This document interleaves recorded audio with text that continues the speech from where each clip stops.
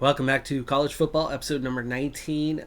The team has started terribly this season at 0-2, but there is so much quality. We are at 80 overall. We've got San Jose State on the road, but we're plus 18. We've got to be favorites for this one. Now, I've already long since discovered that when I play, even if I only play one side of the ball, the other side of the ball, the AI does not handle it well at all.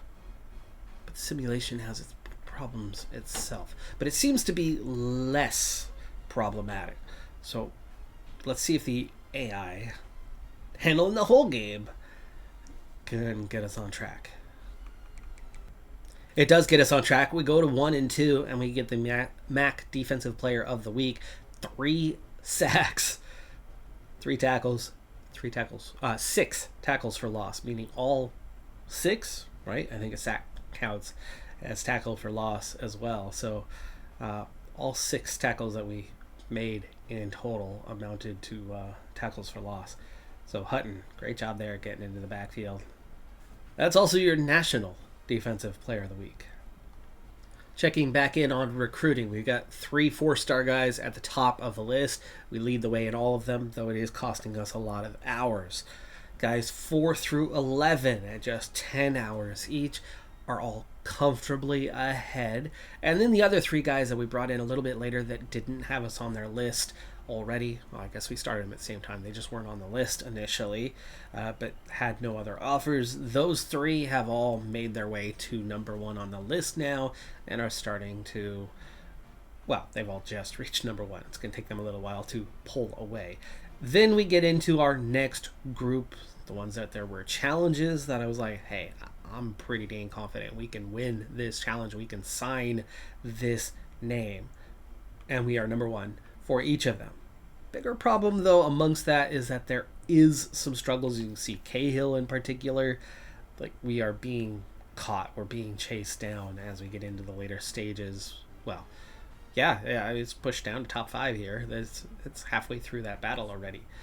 Huntley, still coming along on the list. I think I could almost drop him. Well, no, that's a 4-star guy. I don't want to drop a 4-star guy down, but we're about to get to number 1 on his list.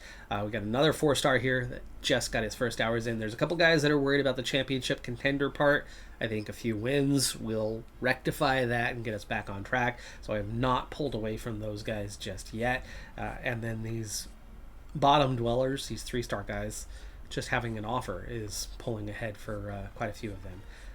My last guy, right down here at the bottom, just got his initial offer, so I've got 5 hours left to distribute to someone, and I don't know if I want to go with Proctor or open up on Shipman. I'll probably go with Proctor at this point. I'd love to get some of those first guys to be able to back off on some hours and redistribute down here, but I do have some of those 10-hour guys that are gradually making their way and pulling out of reach of any contenders. They're going to be into that top 5 kind of phase and partway towards the top 3, and that's where I feel like you can just kind of halt unless somebody starts chasing. So for now, Proctor will get the extra 5 hours. But that's 20 guys we are actively in pursuit of, with really good chance to get the vast majority of them. 17, 18, 19 of these guys could and should be a lock, and that includes 5 4-star guys at this stage. It's a great position to be in. So San Jose State, that was a 52-31 victory. FCS West, first time we played that particular FCS opponent. 35-14. We were victors on this one as we get back on track to 2-2. And we head into our bye week. Also, with that victory, I secured enough XP to level up. So I have 10 coach points available, and we begin, finally, going after the quarterback, pushing that towards Tier 3. Well, there's a worrying sign. We win our game for the week. We send the house for the recruit. And Kentucky cuts the gap in half. They are a much stronger recruiter than we are, and Lewis. That's a lot of hours that I'm pouring into Lewis that could likely result in a loss. If UK catches us next week, I think I'm going to redistribute those 50 hours to somebody else and let that one player go. It's not going to be worth it to. That's a lot of hours that we are sacrificing to go after him. There's your other sign of just weakness, but that one, no, that's a future visit. Week 12, we are nowhere near week 12. Cincinnati just set the house, and I'm only spending 25 on Heflin here, but you double what we covered, it's nowhere near what Cincinnati was able to cover. I'm fighting a couple of these battles. Looks like a lot of them are fine, but I am sacrificing hours. There's so many guys who can get signed on, and I'm wasting that. I am absolutely wasting that. I'm going to pull Heflin off the list now. Little mid-season rematch against Miami, who we played in the MAC championship last year and were ranked there at the end of the season. Their only loss was to us, at least prior to a bowl game. They've got a 71 this year. We've got an 80. We're at home. Both teams are 2-2. You would think on paper that should be a win. It's a loss, but somehow we've got the MAC Offensive Player of the Week, and I got a lot of XP. So it was a close one. We'll find out in a second what it was. But Awasika, wide receiver, 8 catches, 121 yards, 2 touchdowns. 35-27. That's a home loss, too. That sucks. I've already conceded defeat on some of those battles. Going for them, not necessarily doing us much favors. What is doing me a favor was the fact that where we had been on nobody's list before, the 3-star guys, being on the list to start the season, being competitive already, meant we didn't need a massive head start to have a chance. But what I'm seeing is that recruiting head-to-head, if the other school wants it, they can out-recruit us. They have a lot more to offer than we have with the low prestige that we have. So the reality is, we still really can't handle battles, but what I can do is I can get signatures far enough. I can get guys far enough ahead that we can secure signatures a lot earlier. So there is better talent out there. There is more 4-stars that we can get after, etc., etc. We can recruit better, but we still can't really win battles without a healthy head start. That's what I'm quickly learning. So that 4 or 5 battles that I've gone for is suddenly down to 2 guys remaining. I think it was 5. The hours that I've been able to pull back is getting me so far ahead on others. Instead of having 6 guys that are about to sign, or having 12 guys that are just healthy, suddenly I've got like 25 guys that are very healthy, and we are quite far ahead simply with 10 hours a week.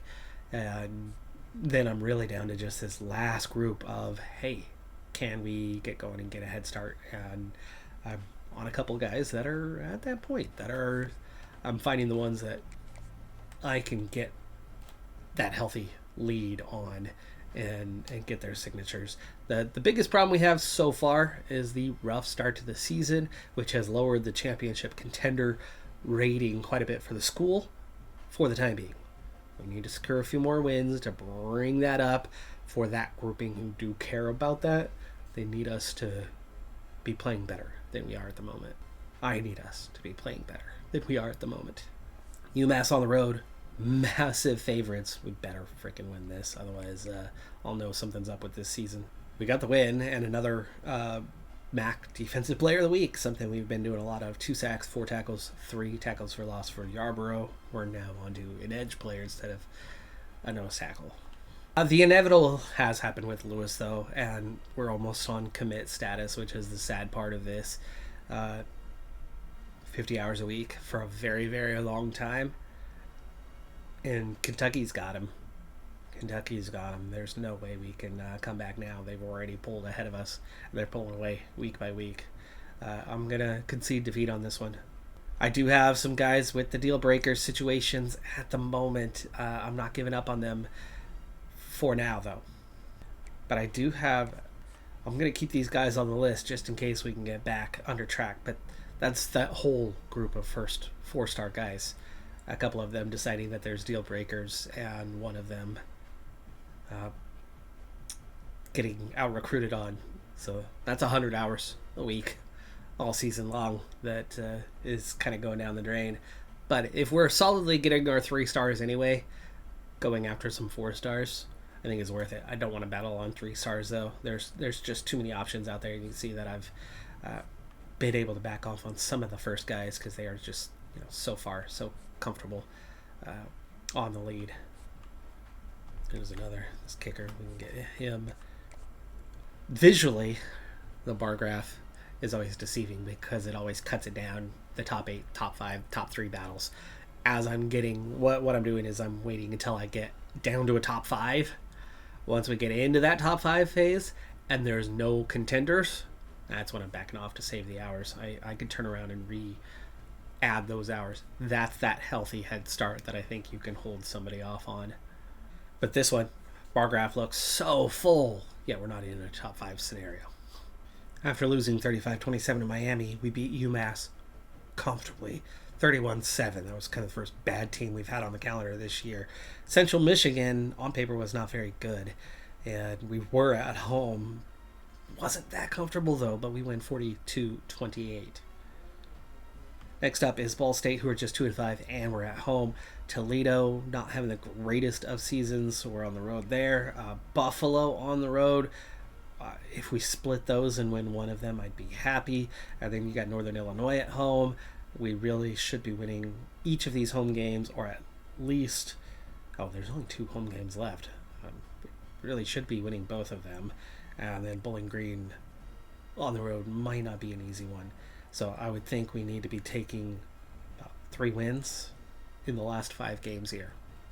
Only battle left that we've got a shot on is getting really close to the end here. We've got Graves, left guard, 3-star guy, West Virginia. Was not putting much effort into this for a long time, and we just slowly pulled away. And then all of a sudden, a couple weeks ago, they really upped the effort, and they gained a lot of ground on us. I was putting in 25 all along. I switched to 50 just last week, and we are getting close to commit status, and we've got enough of a head start that we've got a good chance of holding them off. But the thing is they could, in theory.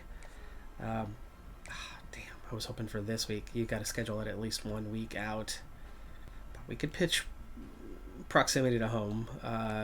We'll go ahead and spend the hours to schedule that visit and help.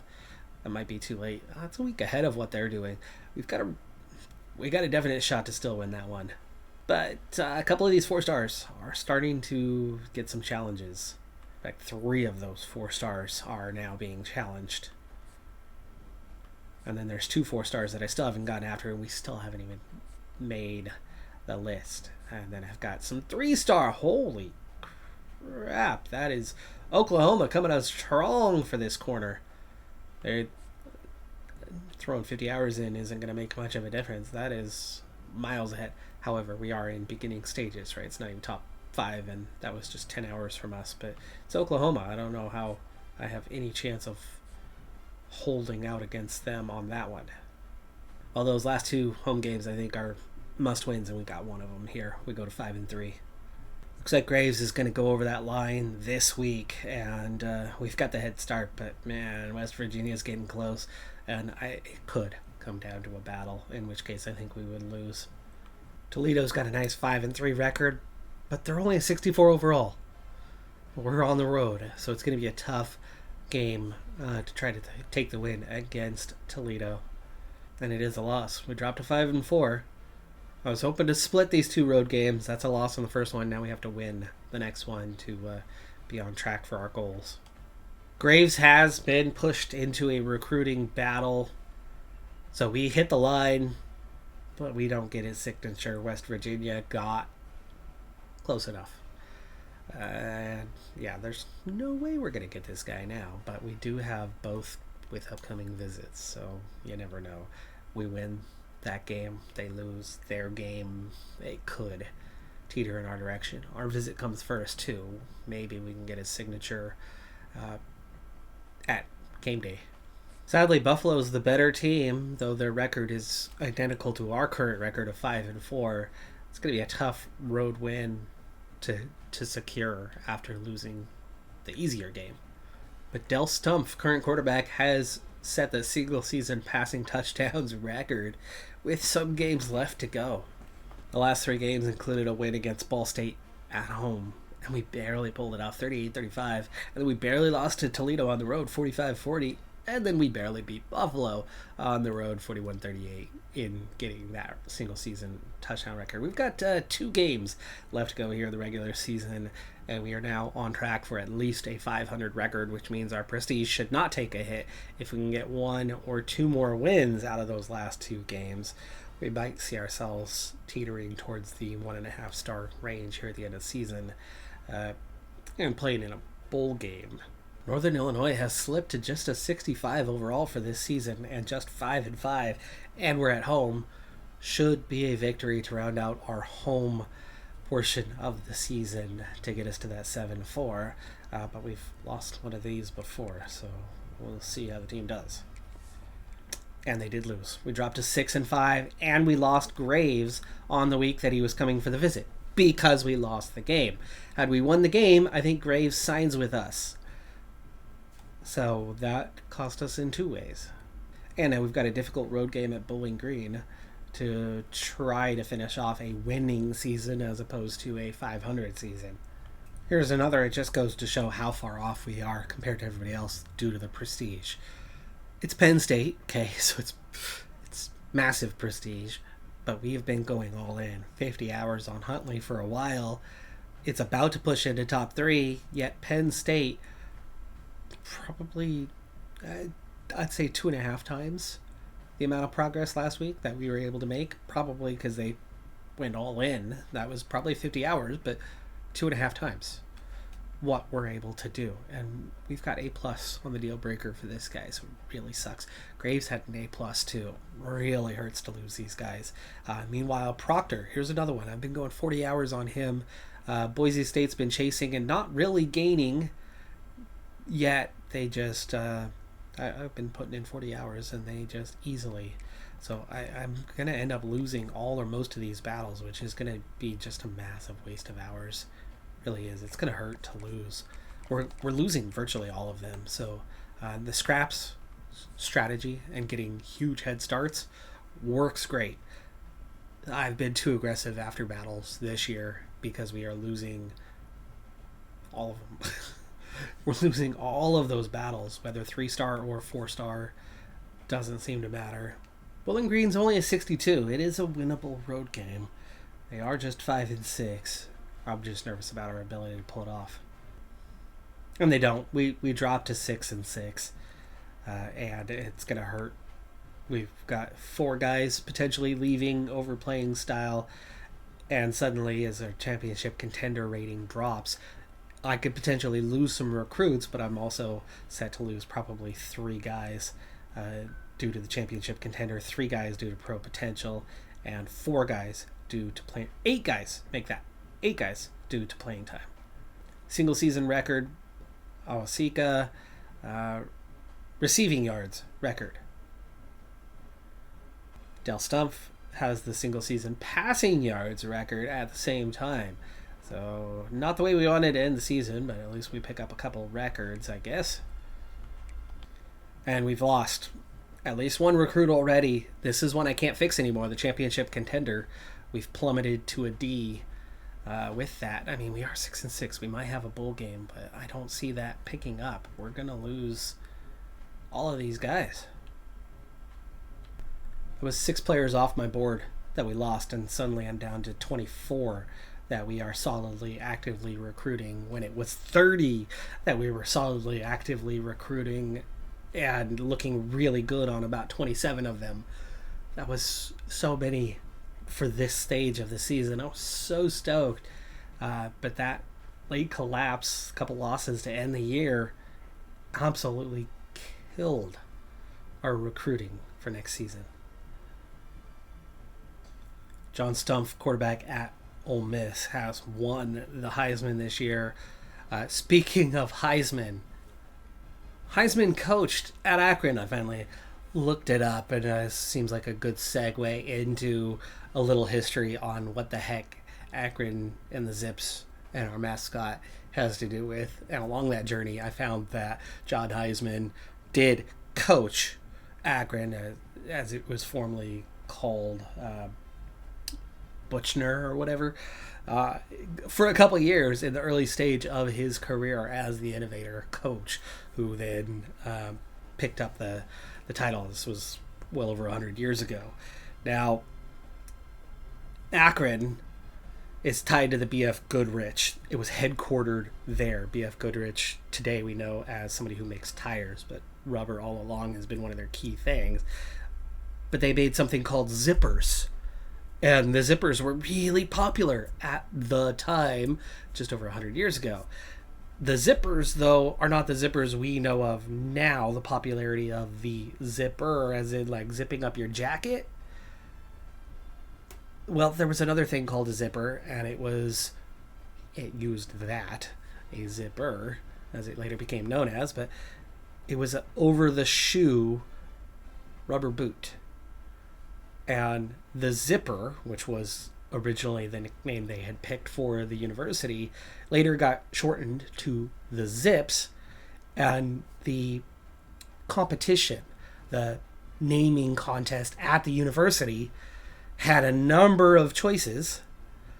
And among the choices, the one that had been next best, the one that had finished second, was the Kangaroos, which was just something they thought was cool, had nothing to do with city, and so that ended up becoming the mascot. So we have made it to a bowl game. It's Marshall that we will play, and we're going to be doing that in our next episode. That's going to do it for this one. I'm Decathlon Gamer. Like, comment, subscribe, and I'll see you next time. Have a good one. Be safe out there. Bye for now.